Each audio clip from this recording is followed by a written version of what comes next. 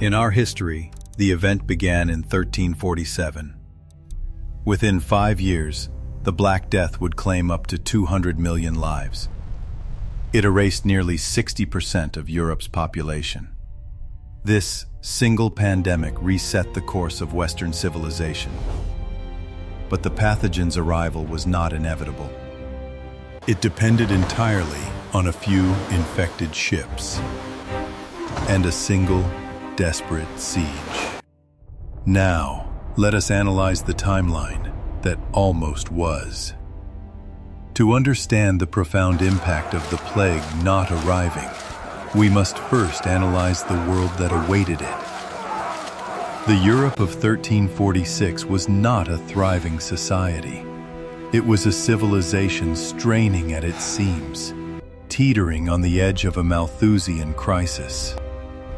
Population growth in the preceding centuries had outstripped agricultural production. The climate itself was turning hostile.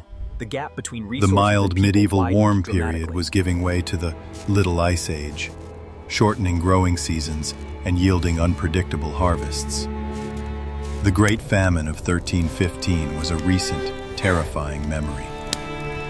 As historian Philip Ziegler noted, European society was top-heavy, its social and economic structures dangerously rigid. Feudalism, the dominant organizing principle, bound a vast surplus of serf labor to the land.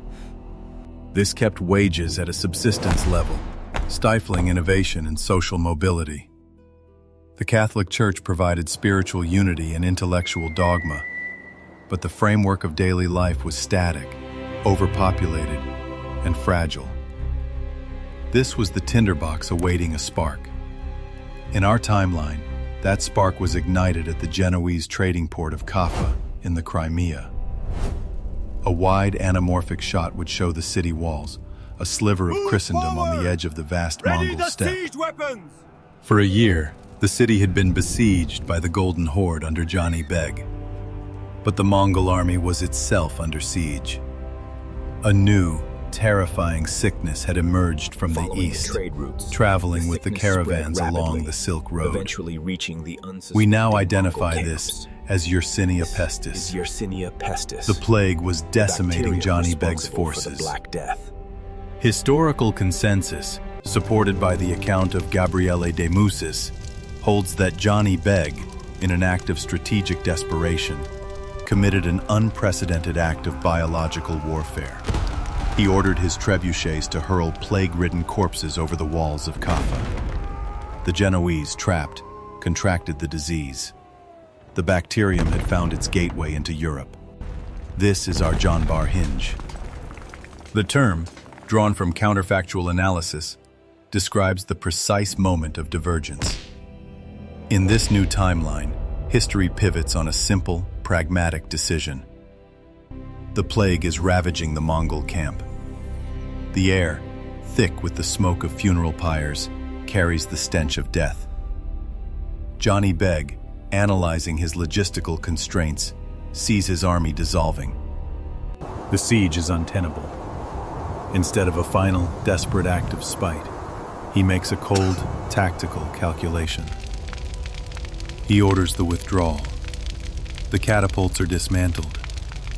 The Golden Horde, depleted and sick, turns eastward, bringing the plague away from Kaffa, back into the steppe where it will eventually burn itself out, localized. Perhaps, in another iteration of this hinge, the Mongols do launch the bodies. But the Genoese leadership, witnessing the horrific speed of the illness from the battlements, enforces an immediate, brutal quarantine. They understand the concept of contagion in a practical, if not medical, sense. Forward! The corpses are doused in pitch and burned before they can contaminate the city's water or, crucially, infect the local rat population. The Rattus rattus, the black rat, fails to become the primary vector. The flea, Xenopsilla chiopis, never finds its new host. When we analyze either scenario, the outcome is the same. The siege is lifted. The city of Kaffa is saved. Its populace is, critically, uninfected. A few weeks later, as autumn storms gather over the Black Sea, the Genoese trading galleys prepare for their journey home. In our timeline, these were the death ships carrying the pandemic in their holds. They arrived in Messina, Sicily, in October 1347, and the world began to end. Watch that barrel! In this new timeline, these ships are simply ships. They are loaded with grain, silks, and spices. The sailors are healthy. The rats in the hold carry only fleas native to the port, not the infected Yersinia pestis vector from the steppe. The ships sail past Constantinople. They navigate the Aegean. They pass into the Mediterranean. They arrive in Messina. They dock. The cargo is unloaded. Sailors disembark and walk into the city. And nothing happens. There is no great pestilence, no sudden swellings, no fevers, no black buboes. The word from Kaffa is of a harrowing siege, miraculously survived. In Genoa, in Venice, the same non-event occurs. Trade continues. The pathogen, the greatest disruptive force in human history, has been contained at its source. It remains a localized, tragic story from the East, a rumor on the Silk Road. Europe has been spared. But this salvation is not a simple return to prosperity. The continent, saved from a demographic apocalypse, is now locked into its 14th century crisis. The Tinderbox remains unlit. The immense, rigid, and overpopulated feudal structure which the Black Death would have shattered is left entirely intact. The immediate world, saved from the plague, returns to its precarious normal. But this normal is, in itself, a crisis. The unlit spark of the pandemic means the tinderbox of 14th century Europe, overpopulation, resource scarcity, and institutional rigidity, is not consumed and remade. Instead, it begins to smolder. When we analyze the decades following 1347, the first-order effect is demographic. Europe's population, which historians like J.C. Russell estimate was already at its absolute Malthusian limit, continues to swell. Without the great culling of the plague, the pressure on arable land becomes catastrophic. The cyclical famines that haunted the early 14th century, like the Great Famine of 1315, are no longer isolated events. They become a generational reality. Agricultural output cannot keep pace, and the soil, with no rest or innovation, is depleted. This demographic pressure fundamentally alters the socio-economic trajectory. In our timeline, the Black Death's most profound consequence was economic. By eliminating 60% of the workforce, it inverted the pyramid of power. Labor became scarce, and therefore valuable. Halt! This scarcity gave surviving peasants unprecedented leverage. They could demand higher wages, better conditions, and mobility. Feudalism, the system of bonded servitude, was shattered. This economic emancipation, as argued by historians like Christopher Dyer, was the engine that powered the social dynamism of the late Middle Ages. In this new, unplagued timeline, that engine never ings. The labor surplus is vast, a sea of humanity competing for subsistence. Serfdom does not erode, it becomes more entrenched. Landowners and nobility, facing no shortage of workers, have zero incentive to negotiate, innovate, or invest in labor-saving technology. Wages remain at rock bottom. Peasant revolts, like the Jacquerie in France or the English Peasants' Revolt, still occur, driven not by a new sense of value, but by sheer, abject hunger. They are brutally and effectively suppressed. The ruling class, its power base of land and mass labor unchallenged, remains united. We can logically infer that this economic stagnation directly stifles the birth of the Renaissance. The Renaissance, as we know it, was not simply an intellectual movement. It was a profoundly economic one. It was funded by the new, liquid capital of a dynamic merchant class that rose in the plague's wake. Figures like the Medici. This new wealth, consolidated from the ashes, sponsored the art, architecture, and inquiry that redefined the world. In this timeline, that new money never materializes. Old wealth, aristocratic and tied to land, remains the only wealth. The great banking houses of Italy remain minor players, their fortunes constrained by a stagnant economy. There is no surplus capital to fund a Brunelleschi's dome, no wealthy patron to commission a Michelangelo. Furthermore, the intellectual component of the Renaissance is stillborn. The plague was a psychological trauma that broke the medieval mind. It shattered the perceived invincibility of the Catholic Church, which was powerless to stop the pestilence. This crisis of faith, as analyzed by scholars like John Aberth, opened the door for humanism, a focus on individual potential and secular, classical learning. Here, the Church's authority is strengthened.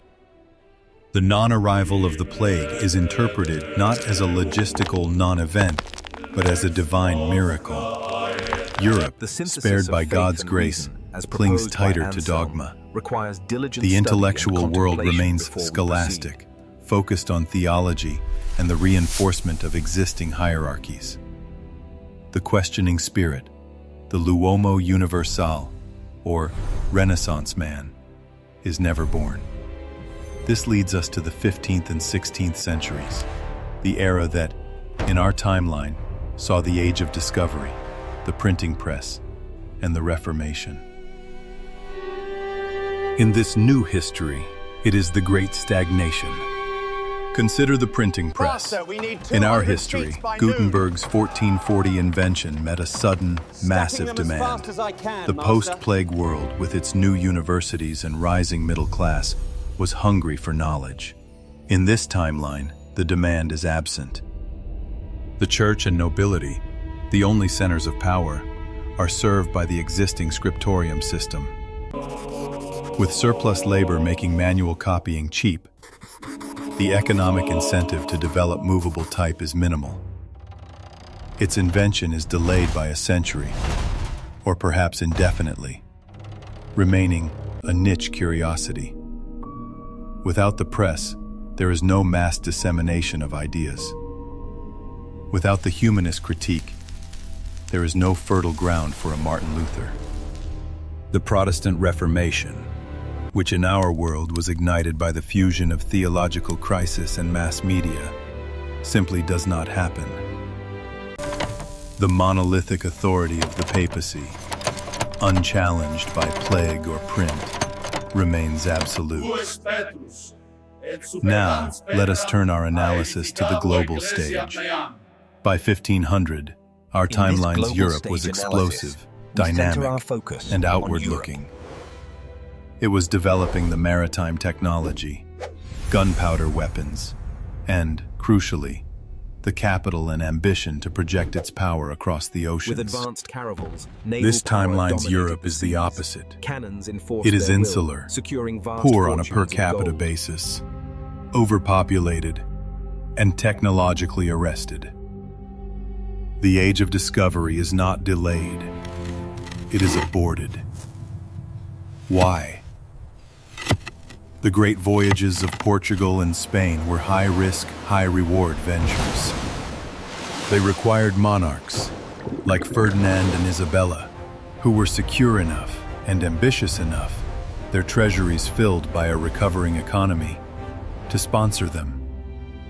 In this world, the monarchs of Iberia are presiding over kingdoms bursting with starving peasants. their entire focus on internal stability and agricultural subsistence. The drive is not for overseas trade, but for land, any land, to grow more food. The Reconquista might stall, as the political will to fight the Moors is superseded by the need to manage a domestic crisis. Portugal, without the post-plague social and economic realignment, never fosters the navigational school of Henry the Navigator. The caravel, the ship that opened the world, is never perfected. The geopolitical consequences are profound. The great rising power of the 15th century was not in Europe, but in the East, the Ottoman Empire. In our timeline, the Ottomans' advance into Europe was eventually checked by the rising power of dynamic Renaissance-era states. In this new timeline, the balance of power shifts decisively. The Ottoman Empire, which had its own encounters with the plague but recovered along a different trajectory, faces a weak, fragmented, and stagnant Europe. When Constantinople falls in 1453, an event we can assume is unchanged, the European response is feeble. There is no united Christian League, no technological or economic counterpressure. The Ottomans, led by figures like Mehmed II or Suleiman the Magnificent, do not stop in the Balkans. They find the gates of Vienna and beyond, defended not by the armies of a nascent scientific revolution, but by a feudal levy of malnourished serfs. By avoiding its greatest trauma, Europe has also avoided the brutal, painful, and transformative catalysts for its own modernity. It remains mired in its medieval framework, over a civilization of grand cathedrals and vast, starving crowds, blissfully unaware of the new, modern world taking shape without it. We must now paint the cinematic, evidence-based picture of this new 16th century. In our timeline, this era was one of explosive dynamism. The High Renaissance, the dawn of global empires, the Copernican Revolution. It was the age of Shakespeare, Michelangelo, and Magellan. In this alternate timeline, the year 1550 looks, sounds, and smells almost identical to 1350. The medieval aesthetic dominated. A wide There is no anamorphic sign shot of the reveals a Renaissance city styles like beginning Paris. to emerge in the south. It is vastly larger, a sprawling labyrinth of timber-framed houses, but the architecture is unchanged. There are no Renaissance palaces. The cathedrals, though massive, are dark, built in the same Gothic style of centuries past. The streets are a river of humanity, a dense, impoverished populace. The air is thick with the smoke of wood fires and the stench of an overburdened, pre-modern sanitation system. This is the tangible result of the Great Stagnation. Without the economic and intellectual capital of a Renaissance, the scientific revolution has been indefinitely postponed. The theories of Copernicus are never formulated, let alone published. The cosmos remains Ptolemaic. The Earth is the center of a divinely ordained universe, an intellectual model that perfectly mirrors the rigid, hierarchical society below. The dominant geopolitical force on this world's map is not a European power. It is the Ottoman Empire. Facing a weak, stagnant, and technologically inferior Europe, the Ottoman advance in the 15th and 16th centuries was not checked. The fall of Constantinople was not an endpoint, but a beginning. The armies of the Sultan, equipped with cannon and a professional Janissary corps, found little unified resistance. In this timeline, Vienna fell. The German principalities are fractured tributaries. Rome itself, the seat of an unchallenged papacy, pays tribute to the Sublime Porte, a humiliating arrangement that underscores its military and economic irrelevance. The Mediterranean is an Ottoman lake. Europe is a peripheral, insular, and politically backward region, known to the wider world for its large, pious, and impoverished population. The global balance of power is entirely different. The great civilizations of the East, the Ottoman, Safavid, and Mughal empires, and the Ming dynasty in China, are the undisputed centers of culture, wealth, and science. Without the spur of European competition, their own trajectories are different, perhaps less pressured, but they are unequivocally dominant. In the West, the Americas remain isolated, their great civilizations, the Aztec and Inca, continuing their development, entirely unaware of the stagnant continent across the ocean. When we, as analysts, step back from this portrait, we are forced to confront a profound and uncomfortable truth about causality. The Black Death, in our history, stands as one of the greatest human tragedies. Yet, this counterfactual analysis, grounded in established economic and social theory, suggests it was also a necessary, if horrific, catalyst. It was a classic example of what economist Joseph Schumpeter would later call creative destruction. The pre-plague European system was a prison, locked into a Malthusian trap of overpopulation and institutional rigidity. It was too stable, too entrenched, to reform itself. The plague was the external, chaotic shock that broke the locks. It shattered the unsustainable demographic pressure. It broke the economic chains of feudalism. It broke the intellectual monopoly of the church. From those ashes, survivors were forced to innovate. The scarcity of labor created the value of the individual, both economically and philosophically. This new, dynamic society, armed with the printing press and a crisis of faith, was the fertile ground for the Renaissance, the Reformation, and the scientific revolution. This alternate timeline, the unplagued world, teaches us a chilling lesson about contingency. It demonstrates that salvation can be a curse. By avoiding its greatest trauma, Europe was saved from the very engine of its own modernity. It was condemned to a perpetual Middle Ages, a stagnant backwater, bypassed by history. This scenario underscores that progress is not inevitable. It is not a gentle slope. Sometimes, history is only pushed forward by a catastrophic, foundational reset. History is not inevitable. It is a fragile chain of moments, a narrative written on a knife's edge. The survival of a single bacterium, the tactical decision of a single general, can mean the difference between a dark age and a renaissance. When we analyze the timelines that almost were, we do not merely see what we have gained.